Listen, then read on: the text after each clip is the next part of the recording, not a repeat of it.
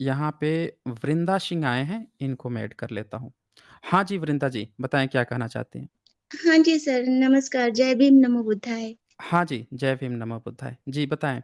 जी sir मेरा बस एक मतलब जानकारी लेनी है बस कि ओके। ये हिंदू धर्म में सिंदूर लगाने की प्रथा, बिंदी और सिंदूर वगैरह लगाने की प्रथा जो ब्याहताओं में होती है, वो कब से शुरू हुई?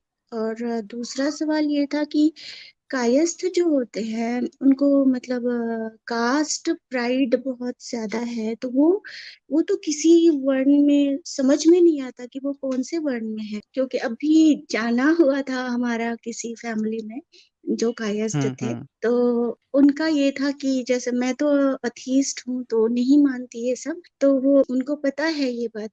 तो ताना देते हुए जैसे बोल रही थी कि पूजा-पाठ करने से तो ग्लो आता है चेहरे पे, एक तेज आता है चेहरे पे, तो मैं अंदर-अंदर हँस रही थी कि नहीं भाई अच्छा खाना खाने से आता है, हेल्थ अच्छा रखने से आता है, पूजा-पाठ से नहीं आता है, लेकिन मैंने कुछ कहा नहीं। लेकिन हाँ, हुँ, वो मतलब उन्हें लाला होने पे बड़ा गुमान भी है। तो ये जानना था कि कहीं जैसे जो वर्ण व्यवस्था है, ब्राह्मण, क्षत्रिय, वैश्य, शूद्र जो बनाया गया है, तो हुँ, उनमें वो हुँ। कौन से वर्ण में आते हैं ये समझ में नहीं आता। वैसे काम-धाम से तो जैसे वो शुरू में लिखा-पढ़ी का काम करते थे जैसा, तो उस हिसाब से तो मतलब क्या ब्राह्मण में आने चाहिए, किसमें आने चाहिए या फिर वैश्य में? ये जानना था मुझे, ये 2 सवाल था मेरा। देखें, जो कायस्थ वर्ग है, वो किसी वर्ण में उनको नहीं माना गया है। कायस्थ जो हैं, वो वर्ण व्यवस्था में नहीं हैं और जो वर्ण व्यवस्था में नहीं होता है, उसको अंत्यज माना जाता है, यानी कि वो मतलब कि नीच है, मतलब शूद्र से भी नीचा है, उसको ऐसा माना जाता है। तो जो कायस्थ वर्ग है, वो दरअसल मुगलिया सल्तनत में ये लोग निज़ाम वगैरह की सेवादारी में रहते थे। जैसे जहांगीरनामा में एक जगह ज़िक्र आया है, जब उदाराम का ज़िक्र आता है, उदाराम के साथ ही एक कायस्थ का भी ज़िक्र आया है कि वो भी उनके साथ रहता था। फिर जब मुगलों ने आक्रमण किया उस पे, तो वो फिर वहाँ से छोड़कर और वफ़ादार बन गया था, मुगलों का वफ़ादार बन गया। तो ये लोग थोड़ा बहुत लिखा-पढ़ी कर लेते थे, पर ये वर्ण व्यवस्था का हिस्सा नहीं थे, वर्ण व्यवस्था से बाहर थे। इवन जो व्यास स्मृति है, उसने तो इनको और भी नीचा बना दिया। व्यास स्मृति हुँ, जो है, उसने इनको कह दिया कि आप जो हैं, शूद्र से भी मतलब नीचे हो। हुँ, तो हुँ, व्यास स्मृति ने इनको शूद्र से भी नीचे अंत्यज कहा है। एक चीज़ और देखने को आई थी इनको कि जब अंग्रेज़ आए थे, कास्ट प्राइड एक बुक आई, उसमें ऐसा दिखाया गया कि इनको फाइट करनी पड़ी थी, अपने को अपर कास्ट में शामिल करने के लिए। हुँ, दरअसल हुआ क्या था कि बंगाल जो क्षेत्र है, वहाँ पे जो कायस्थ लोग हैं, उनको नीच मानता है ब्राह्मण वहाँ पे, शूद्र मतलब मानता है वहाँ पे। हुँ, लेकिन कुछ हिस्सों में ये अपने को थोड़ा ऊँचा भी बना लिए थे, पैसे-वैसे के दम पर और मुगल शासन काल में उनके यहाँ काम करके, ये भी चीज़ देखा गया था। तो जब अंग्रेज़ आए थे, तो इनको भी फाइट करनी पड़ी थी अपने को अपर कास्ट में क्योंकि ब्राह्मणिकल सिस्टम के अनुसार शूद्र थे। अब बंगाल का ही एक कायस्थ थे नरेंद्र दत्त, जो आगे चलकर जिनको विवेकानंद का नाम दिया गया है। ये नाम सुना होगा आपने। जी, जी। तो विवेकानंद जब शिकागो सम्मेलन में जाने वाले थे, तो उनको भी कहा गया था कि आप जो है क्या हिंदू धर्म का रिप्रेजेंट करेंगे? उस समय हिंदू धर्म तो कुछ था नहीं उस समय। उस समय या तो ब्रह्मनिज़्म था या बुद्धिज़्म था या जैनिज़्म था। वहाँ पे आज भी आप देखेंगे जो सम्मेलन हुआ था, तो हर जातियों का जिस-जिस देश की जाति की बात हुई थी मतलब धर्म की बात हुई थी, तो वहाँ हिंदू धर्म ना लिख के ब्रह्मनिज़्म लिखा था और बुद्धिज़्म लिखा था। तो वो शंकराचार्यों के पास गए थे कि हमको शिकागो सम्मेलन में जाना है, तो क्या मैं ब्रह्मनिज़्म को रिप्रेज़ेंट कर सकता हूँ वहाँ पे? तो ब्राह्मण का कोई शंकराचार्य को तो इंग्लिश-विंग्लिश आती नहीं थी और ना उनके पास इतनी कुव्वत थी कि जाके वहाँ पे रिप्रेज़ेंट कर सके, बता सके क्या अच्छाई है। ये थोड़ा पढ़े-लिखे थे, तो शंकराचार्य ने इनको मना कर दिया था। ब्रह्मनिज़्म का रिप्रेज़ेंट करने का हक इनको नहीं मिल पाया था। तो ये कह के उनको रिजेक्ट किया था कि तुम शूद्र हो हमारे धर्म ग्रंथ में। समझ रहे जी, हैं जी। ना? जी। इनको शूद्र कह के वहाँ से बायकॉट किया था। फिर ये जब गए थे तो वहाँ जो इन्होंने स्पीच दिया, उस स्पीच में इन्होंने बुद्धिज़्म का बार-बार नाम लिया। बुद्धिज़्म को हृदय बताया, कभी कुछ बताया, बुद्धिज़्म के नाम पे करके और इनको बुद्धिस्ट लोगों ने ही अपने तरफ से वो दिया था, तब जाके वो वहाँ पे बोल भी पाए थे। तो इनको क्यों नहीं दिया था शंकराचार्यों ने ब्राह्मणिज़्म को रिप्रेज़ेंट करने के लिए? क्योंकि इनको शूद्र मानते हैं सब। आज की डेट में अलग बात है, चूँकि जिसके पास सत्ता है, जिसके पास पावर है, जिसके पास थोड़ा-सा रिप्रेजेंटेशन हो गया है, जिसके अंदर जातीय घमंड आ गया है दरअसल। जातीय घमंड जिसके अंदर आ गया है, वो क्या सोच रहा है कि हम थोड़े ऊँचे हो गए हैं, समझ रहे हैं ना? तो ये घमंड के कारण वो ऐसा बोल रहे हैं। इन लोगों को इक्वालिटी से नहीं मतलब है। इक्वालिटी से कतई मतलब नहीं है। जैसे अभी आपने देखा है कि एक जो विलीव करके जो व्यक्ति आए थे, उन्होंने सीधे-सीधे कहा कि भैया हम तो लुटेरे हैं, हम हत्यारे हैं, हम सब चीज़ हैं। हम तो कह ही रहे हैं। ये बहुजन समाज क्यों आ रहा है हमारे पास? तो ये ठीक इन लोगों का ये कहना है कि सब चीज़ तो हमारे पास है, तो जिसके पास नहीं है, वो भाड़ में जाए, उससे हमको कोई मतलब नहीं है। तो बहुजन समाज जो है, उसको ये बात अब सोचने की ज़रूरत है कि वो तो सोच रहा है अपने बारे में, हम कब अपने लोगों के बारे में सोचेंगे हम कब अपने बारे में सोचेंगे? ये हम बहुजनों को सोचना है, वो पूरी तरह से क्लियर है। उसका स्टैंड भी पूरी तरह से क्लियर है। उनके अंदर जातीय घमंड है, वो जो है ना आप उनको कितना भी सच्चाई बता देंगी कि भाई आपको शूद्र कहा गया है, आपको ये कहा गया है, लेकिन उनका वो घमंड नहीं टूटेगा। क्यों? क्योंकि उससे उनका जातीय वर्चस्व थोड़े खत्म हो रहा है। जिसको वो शूद्र समझ रहे हैं, जिसको अंत्यज समझ रहे हैं, जिसको नीच समझ रहे हैं, वो अचानक से उनसे ऊपर थोड़े आगे बढ़ गया। चलो ठीक है, धर्म ग्रंथ में आपने बता दिया उनको कि आप जो हैं व्यास स्मृति में आपको तो नीच बताया गया है, आपको तो अंत्यज बताया गया है। हैं? आपको तो चेहरा देख लेने पर ब्राह्मण जो है कहेगा कि सूर्य की तरफ देखने लगेगा और आपसे बात कर लिया तो बिना नहाए-धोए घर में नहीं घुसेगा कि देखो हम तो कायस्थ से बात किए हैं, हमारा शरीर ही गंदा हो गया बात करने से। ये भी लिखा है। लेकिन फिर भी उसका कुछ भी उसको हानि नहीं होगी क्योंकि वो जानता है कि मार्केट पे उसकी पकड़ है, उसका वर्चस्व है। तो ये सिर्फ़ जातीय घमंड है जो आपको वहाँ पे देखने को मिला था। जी, वृंदा जी। जी, और सर वो ये सिंदूर वग़ैरह लगाने का प्रचलन कब से शुरू हुआ हिंदुओं में? सिंदूर का प्रचलन पिछले 1000 साल के अंदर ही आया है। 1000 साल से पहले का मुझे कोई एविडेंस नहीं मिलता है। इवन सिंदूर का देखें जितने भी जो बुद्धिस्ट के प्रतीक थे, उस पर सारी औरतें सिंदूर लगाना शुरू कर दी थीं। एमपी में हेलोडोरियस का जो पिलर खोदा गया या बुद्धिस्ट के जितने भी पिलर खोदे गए हैं, निकाले गए हैं, उस पे केवल सिंदूर भर-भर के औरतें लगाती थीं। हेलोडोरियस पिलर हुँ, पे तो ऐसा था कि नीचे कुछ लिखा हुआ था, औरतों ने इतना सिंदूर पोत दिया था कि वो कोई पढ़ ही नहीं पाया।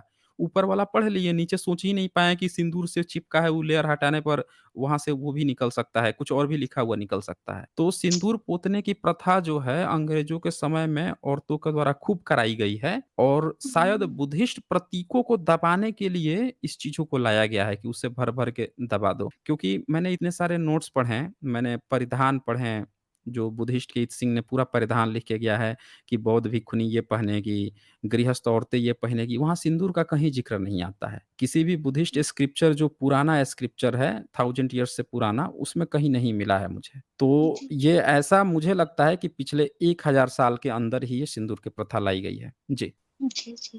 थैंक यू सर यही पूछना था और मैं ये कास्ट प्राइड जो आप बता रहे थे कि लालाओं में हुँ, हुँ। कुछ टाइम पहले अपने ग्रुप के साथ जाना हुआ था बाहर, तो मेरी फ्रेंड है, वो भी ओबीसी है, मैं ओबीसी हूँ, वो भी ओबीसी हैं। तो ऐसे ही हुँ, बातों में मैंने कहा कि मेरा मन करता है कि प्रवज्या ग्रहण कर लूँ, मुझे बुद्धिज़्म बहुत पसंद आता है। हुँ, उनकी हुँ। आइडियोलॉजी बहुत हालाँकि मैं एथिस्ट हूँ, मैं कुछ भी नहीं मानती, लेकिन बस उनको टटोलने के लिए क्योंकि वो हुँ, हुँ। बहुत ज़्यादा धार्मिक हैं, मतलब सारे 9 दिन का व्रत करना, नवरात्रों में हर एक त्योहार पे व्रत करना, पूजा करना, मंदिर जाना, माता की चौकी रखना। तो वो हुँ। फटाक से बोली फिर आप अकेले रह जाएँगी, कोई आपके साथ नहीं होगा, कोई आपका वही तो साथ नहीं चाहिए, देगा। तो वही तो चाहिए। मतलब अक्सर मुझे ये समझ में नहीं आता कि ओबीसी औरतें हैं, जो पढ़ी-लिखी हैं, जो मतलब जिनके हस्बैंड जॉब में हैं, हुँ, वो उनको किसी के औरतें अधीन क्यों रहना चाहती हैं? यहाँ पे नहीं सबसे सब बड़ा उन सवाल है कि महिलाएँ जो हैं, किसी के अधीन ही क्यों रहना पसंद करती हैं?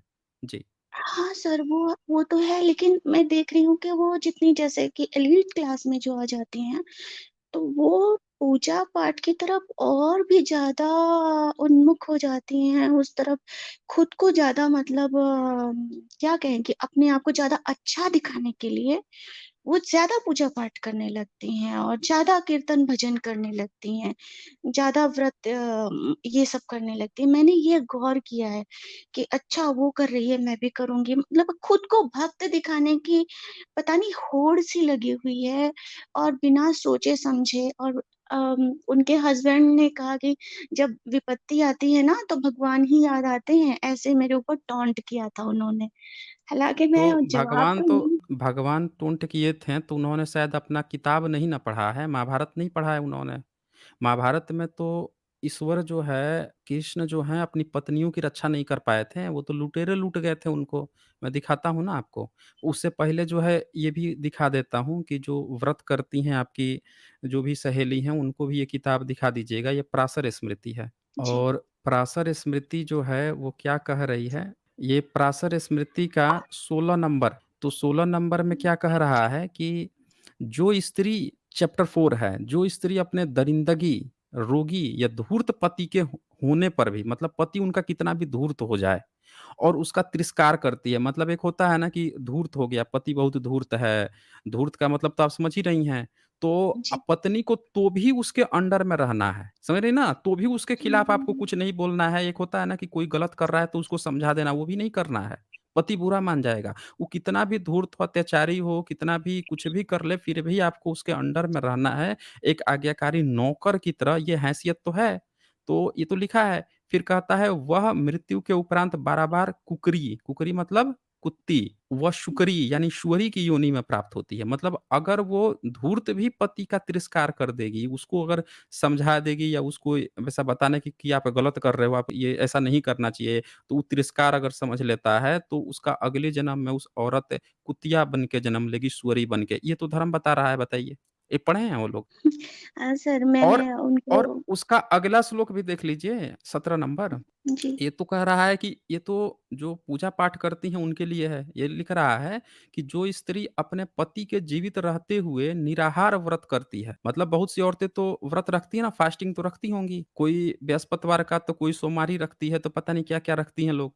व्रत तो रखती हैं, फास्ट रखती हैं कि मतलब हम खाना नहीं खाएँगे। तो उसमें लिखा है कि जो पति के ज़िंदा अगर पति ज़िंदा है, अब फिर भी अगर वो निराहार व्रत रखती है, करती है, यानी कि वो बिना खाए-पिए वाला व्रत रखती है, उपवास वाला, तो वह पति की आयु हरण करती है, यानी कि उसके पति की आयु घट रही है, घटती है, घटाती है वो और मरने के उपरांत नरक को जाती है, मर जाएगी तो फिर नरक में जाएगी। यानी ये इसमें तो ये भी मना कर रहा है कि आपको व्रत भी नहीं रखना।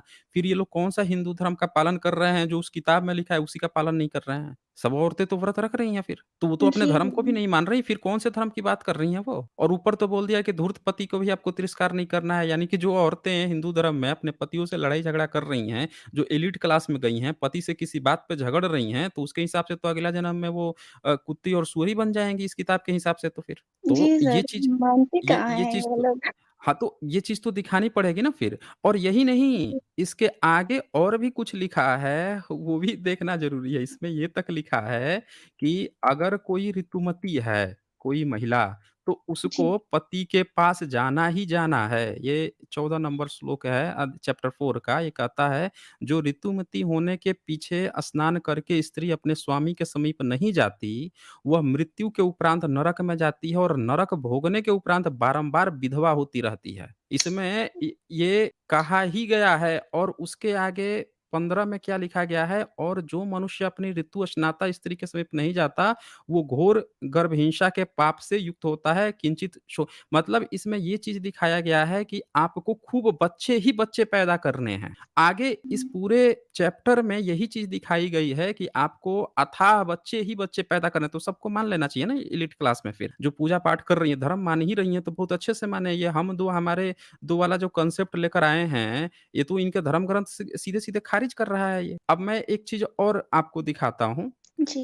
महाभारत का दिखा देता हूँ ताकि ईश्वर जो बोल रहे थे ना कि ईश्वर रक्षा करेंगे, वो भी कांसेप्ट सबका क्लियर हो जाए। कोई भी ईश्वर जो है किसी स्त्री का अपनी बीवी का वो रक्षा नहीं कर पाए थे। ईश्वर जो है वो अपनी बीवी की रक्षा नहीं कर पाए थे। 1 मिनट में निकाल दूँ इसको वहाँ तो वो और खुद ही करप्ट हैं। वो क्या रक्षा करेंगे? नहीं, नहीं, उनकी जो वाइफ़ थीं, उनको अर्जुन लेके आ रहा था, तो जब लेकर आ रहा था, तो उसको क्या हुआ कि लुटेरे जो हैं लूट के लेके चले गए। मतलब ये हालत थी कि लुटेरे लूट के लेके चले गए, कृष्ण मर गए थे। ये देखिए, ये महाभारत का षष्ठकंड गीता प्रेस गोरखपुर है और इसका मौसल पर्व जो है, वो बताता है कि जब कृष्ण मर जाते हैं, तो अर्जुन से बोले थे कि मेरी पत्नियों को, मेरे घर-द्वार की जितनी स्त्रियाँ हैं, सबको तुम लेके चले जाना। तो अर्जुन गया था वहाँ पे लाने के लिए। अब इस प्रसंग को देख लीजिए, जो धर्म मान रहे हैं लेकिन पढ़े नहीं हैं, वो लोग 7वाँ अध्याय है मौसल पर्व का। इसमें क्या दिखाया है कि वसुदेव जी, वसुदेव कौन हैं? तो ये हैं वासुदेव यानी कृष्ण के पिताजी हैं तथा मौसल युद्ध में मरे हुए यादवों का अंत्येष्टि संस्कार, मौसल युद्ध में सारे यादव लोग मारे गए, तो करके अर्जुन का द्वारकावासी स्त्री पुरुषों को अपने साथ ले जाना। अब द्वारका में जितने स्त्री और पुरुष थे सबको अर्जुन लेके गया। समुद्र का द्वारका को डुबो देना। समुद्र जो है द्वारका डुबो दिया और मार्ग में अर्जुन पर डाकुओं का आक्रमण, अवशिष्ट यादवों को अपनी राजधानी में बसा देना। तो अब यहाँ पे ये दिखाया गया है कि ये जब ये सारी घटनाएँ हो जाती हैं और अर्जुन जो है उनको लेकर बाहर जाता है, इसमें सती प्रथा का भी ज़िक्र है। ये देखिए ना, ये सती प्रथा का भी तो ज़िक्र है इसमें। हो जाएँ फिर सती, जब धर्म मान ही रही हैं तो अच्छे से मान ले लो ये। ये देखें लिखा है कि 24 नंबर श्लोक, चिता की प्रज्वलित अग्नि में सोए हुए वीर सूरपुत्र वसुदेव जी के साथ उनकी पूर्वोक्त चारों पत्नियाँ भी चिता पर जा बैठी और उन्हीं के साथ भस्म हो पति लोक को प्राप्त हुई। तो पति की लोक को प्राप्त करना है तो चिता पर उनके साथ चले जाएँ, ये तो धर्म में लिखा हुआ है। भाई कृष्ण के जो पिताजी हैं, कृष्ण की जो 4 माताएँ जो भी लोग हो र थीं, वो तो अपने पति के साथ ही मर गईं, वसुदेव के साथ ही जल के भस्म हो गईं। जो पाँचों पांडवों की जो माता थी माद्री वो भी जल गईं। ये तो लिखा हुआ है। तो चले जाएँ जी। फिर। फिर ये लिखता है चारों पत्नियों से संयुक्त हुए वसुदेव जी का शव पांडु नंदन अर्जुन ने चंदन की लकड़ियों तथा नाना प्रकार से सुगंधित पदार्थों द्वारा दाह किया। अब ये देख लीजिए अर्जुन भी वही हैं, अर्जुन के सामने ये सारी घटनाएँ आ रही है माने कि किसी भी मर्द को या किसी को भी इसमें आपत्ति भी नहीं है, हाँ, तुम मर जाओ, जल जाओ, खत्म हो जाओ। और सुनिए, अब वो उन सारी औरतों को लेकर आता है तब क्या होता है रास्ते में ये भी देख लीजिए।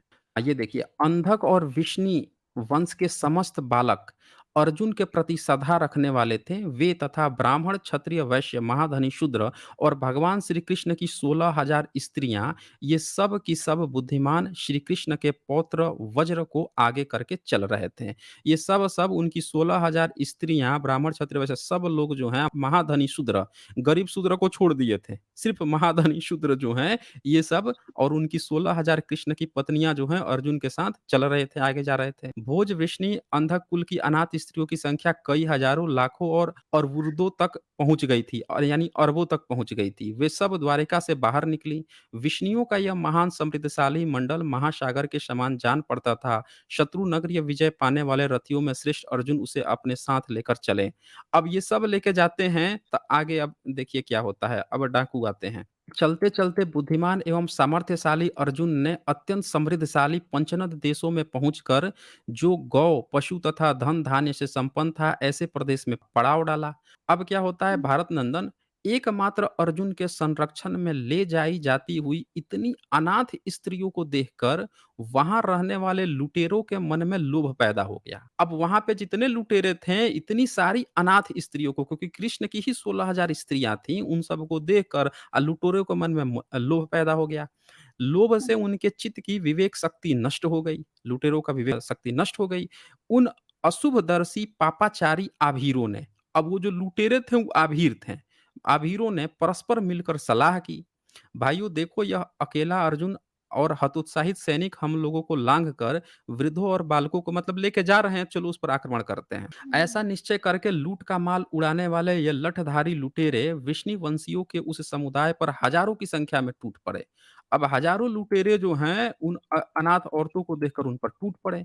समय के उलटफेर से प्रेरणा पाकर वे लुटेरे उन सबके वध के लिए उतारू हो अपने महान सिंहनाद साधारण लोगों को डराते हुए उनकी दौड़े। अब यहाँ पे लड़ाई-वड़ाई होती है, अर्जुन बेचारा सबको नहीं बचा पाता है।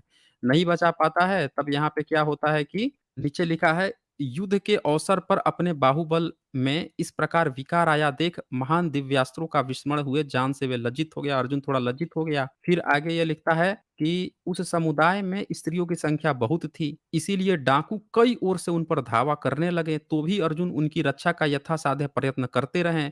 इन योद्धाओं के देखते-देखते वे डाकू उन सुंदरी स्त्रियों को चारों ओर से खींच-खींच कर ले जाने लगे। अब ये देख लीजिए कि महाभारत खुद जो है ये बात लिख रहा है कि वो जितनी सुंदरी स्त्रियाँ थी वहाँ पे कृष्ण की 16,000 स्त्रियाँ थीं, सब डाकू जो हैं उनको खींच-खींच कर ले जाने लगे।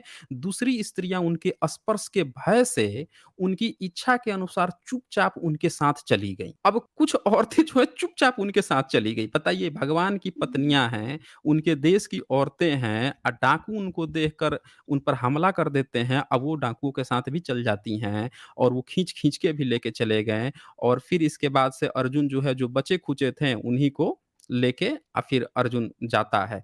अब देख लीजिए जो कृष्ण जो है, ये देखिए यहाँ लिखता है जन्मेजय अर्जुन देखते ही रह गए, वे म्लेच्छ डाकू सब ओर से विष्णि और अंधक वंश की सुंदरी स्त्रियों को लूट ले गए।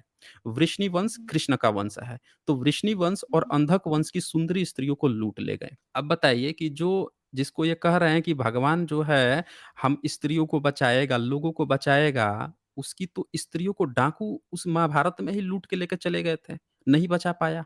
हाँ। अब किस मुँह से इन्हीं ग्रंथों के आधार पर भगवान की ये लोग भगवान बना-बना के पूजा कर रहे हैं। भई इन्हीं ग्रंथों के आधार पर तो कर रहे हैं ना, भगवान ने तो गीता का उपदेश दिया। इस यही तो ग्रंथ आपको सिखा रहा है कि उपदेश दिया, गीता का उपदेश दिया। यही ग्रंथ तो आपको सिखा रहा है कि भगवान इतने शक्तिशाली हैं कि ये कर देते हैं, वो कर देते हैं। तो भाई यही ग्रंथ तो ये भी कह रहा है कि उनकी ही स्त्रियों को डाकू लूट ले गए, वो कुछ नहीं कर पाए थे। वो तो मर गए थे, वो तो अर्जुन लेके जा रहा था उनको उन औरतों को तब भी भाई अब बताओ भगवान इसका मतलब कि मर गए, तो मरने के बाद से अपनी ही स्त्री को नहीं बचा पाए, तो मरने के बाद से आज के लोगों को कैसे बचा पाएँगे अगर कोई भगवान है? ये क्वेश्चन बनता है कि नहीं बनता है? जी, बताइए जी, वृंदा जी। जी। जी, जी, बस बिल्कुल।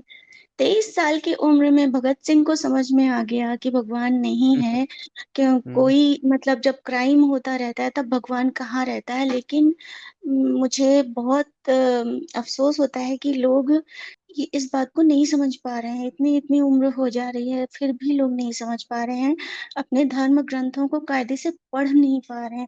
अरे, पढ़ नहीं पा रहे हैं तो इतनी सारी मतलब ऑडियो है सर कि उसको काम करते-करते सुना जा सकता है और उसकी जितनी भी मतलब गंदी चीज़ें हैं उन पे गौर किया जा सकता है और उस पे क्वेश्चन्स किए जा सकते हैं। लेकिन पता नहीं क्या है ये धर्म ने एक ऐसा मोह सबको जैसे मोहित कर रखा है कि बाँध रखा है, उससे निकल ही नहीं पा रही हैं लोग। औरत हुँ। औरत को छोड़िए आदमी भी उसी में डूबा हुआ है। ये बहुत ही अफ़सोसजनक बातें हैं, क्या कहूँ देख-देख के दुःख होता है। अपने आस-पास तो 99% वो लोग सारे भक्त ही लोग हैं, लेकिन अब देख-देख के ही दुखी हो लेती हूँ, क्या करूँ?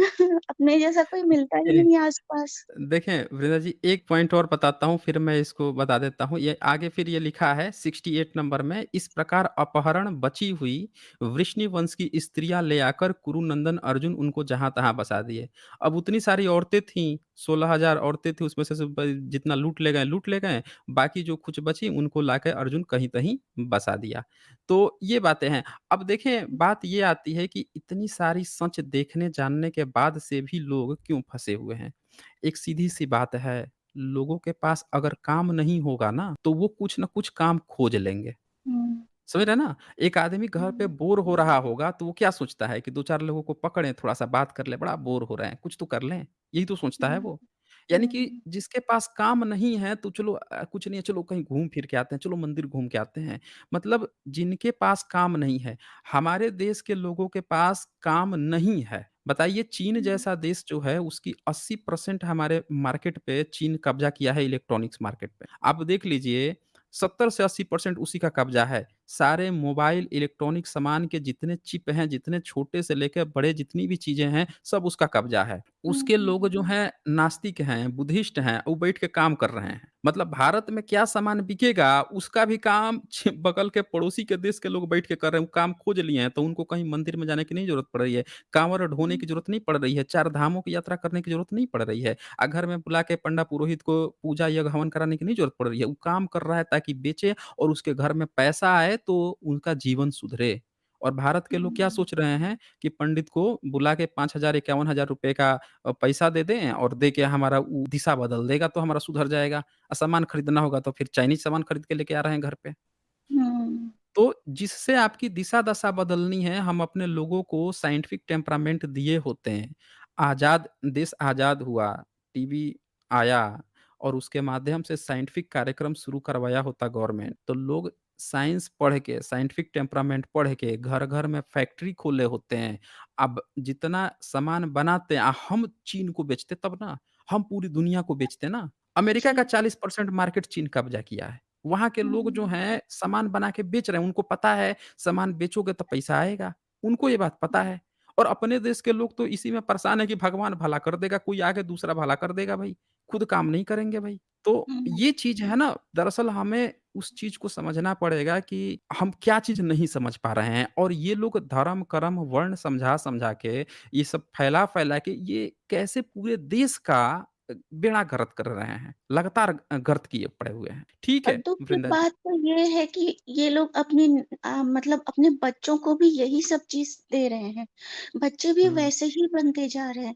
कम से कम नई जनरेशन को के ऊपर अपनी चीज़ें ना डालें, उसको खुद सोचने दें, क्या सही है, क्या नहीं सही है, हमें क्या करना चाहिए, हमें भगवान को मानना चाहिए, नहीं मानना चाहिए, खुद पढ़ करके, समझ करके, खुद उनको सेलेक्ट करने देना चाहिए। लेकिन नहीं, वो तो बचपन से ही हाथ जोड़ना सिखा रहे हैं भगवान के सामने, सिर झुकाना सिखा रहे हैं, आरतियाँ सिखा रहे हैं। हुँ, हुँ, ये सारी चीज़ मतलब आने वाली जो नई जनरेशन है उसको भी खराब ही कर दे रहे हैं ये लोग। हुँ, हुँ। बिल्कुल, बिल्कुल। ठीक है Vrinda ji. Okay. Okay sir, thank you. नमो बुद्धाय सर। हाँ जी, हाँ जी, नमो बुद्धाय।